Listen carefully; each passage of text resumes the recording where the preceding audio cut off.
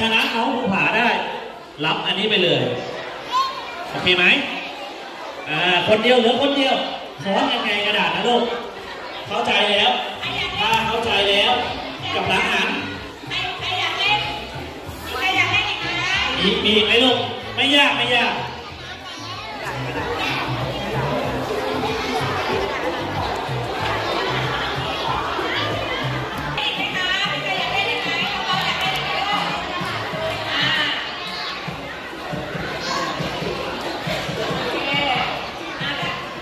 พร้อมยังลูกเก็บชุบน้องภูผาออกค้อนใครออกใจนะครับ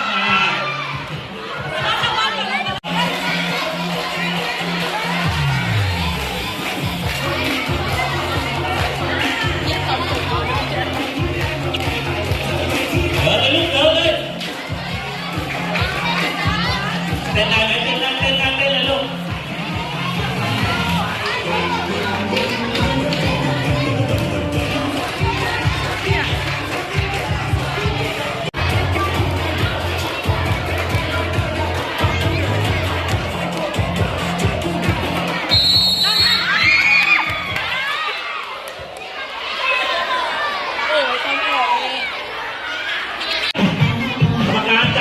จับเลยนะครับ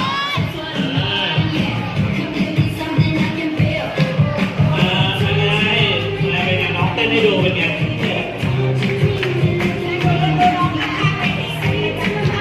ใครลีลาดีนะครับมีรางวัลเพิ่ม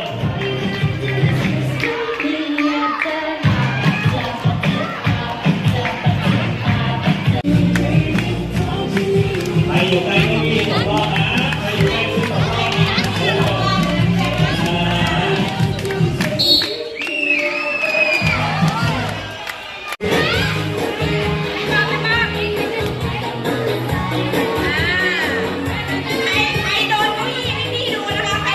ใครอยู่ใกล้เก้าอี้นะครับตกรอบก่อนเลยนะ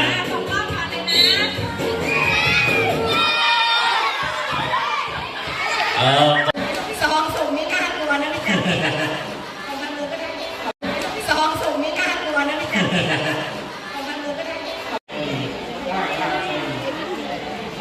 ประกอบการบริษัทห้างร้านต่างๆและเครือข่ายชุมชนในพื้นที่ที่ถือเป็นที่ดำเนินงานร่วมกันอย่างมีประสิทธิภาพมีบทบาทที่เข้มแข็งในการสนับสนุน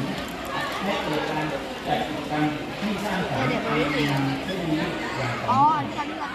ในโอกาสนี้ได้เวลาถึงสมควรกราบนมัสการพระราชทานสุขยังทางวัดพระเศรษฐีเจ้าคณะเขตประเวศสมาสูรเรียนท่านสมาชิกสภากรุงเทพมหานครท่านนวัฒน์จิตกุลท่านนายกองค์การกีฬาประเวศท่านธีรวัฒน์ดอกสวนรัตนะ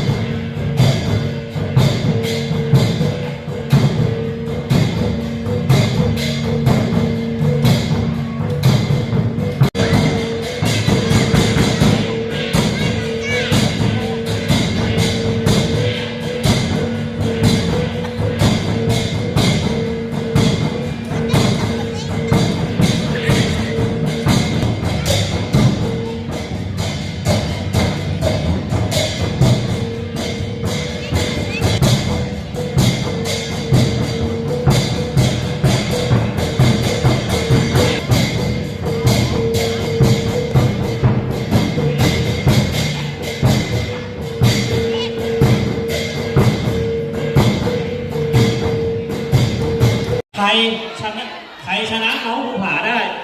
รับอันนี้ไปเลยโอเคไหมคนเดียวเหลือคนเดียวขอยังไงกระดาษนะลูกเข้าใจแล้วถ้าเข้าใจแล้วกับหลังหันใครอยากเล่นอีกนะมีไหมลูกไม่ยาก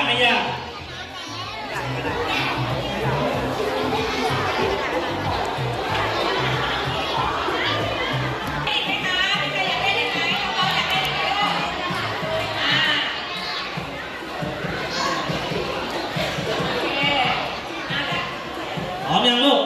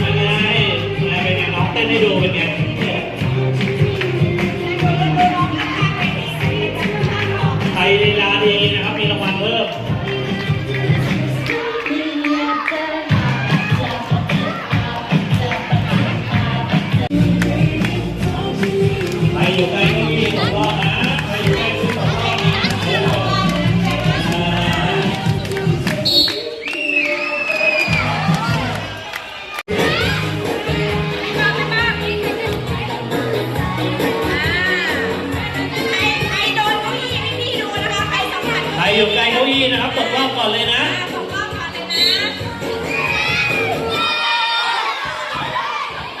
โอ